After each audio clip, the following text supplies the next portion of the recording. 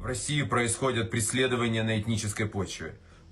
Rusiyada etnik zəmində təqib baş verir. Bu dəfə qurbanlar Azərbaycanlılar oldu. Bütün bunlar Rusiyanın ksenofob bir imperiya olduğunun növbəti sübutudur. Burada daim hər şeydə günahkar olan o yad fərqli insanı axtarırlar. Belə günahkarlar Ukraynalılar, Baltik ölkələrinin nümayəndələri, indi isə Azərbaycanlılar oldu. Təəssüf ki, bu onların müntəzəm olaraq həyata keçirdikləri bir təcrübədir.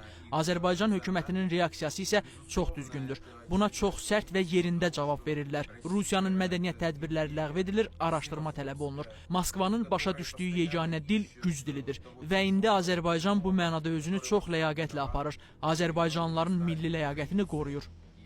Жестокие задержания представителей азербайджанской диаспоры в Екатеринбурге представителями российских следственных органов, очевидно, преследовали. Yekaterinburgda Azərbaycan diasporunun nümayəndələrinin amansız həbsləri açıq-aşkar başqa məqsədi güdür.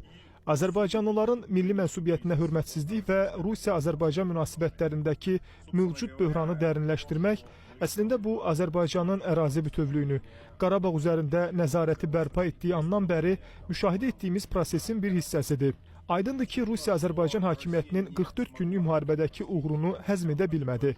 Bu müharibə keçmiş Sovet İttifaqı ərazisində ilk olaraq Azərbaycana öz suverenliyini bərpa etməyə imkan yaratdı.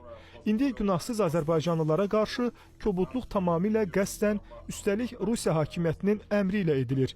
Bunun arxasında yerli istintaq orqanlarının korrupsiya maraqları və ya Moskvadan gələn əmr durur. Aydındır ki, Moskvada Bakı ilə münasibətləri daha da gərginləşdirmək kursu götürülüb.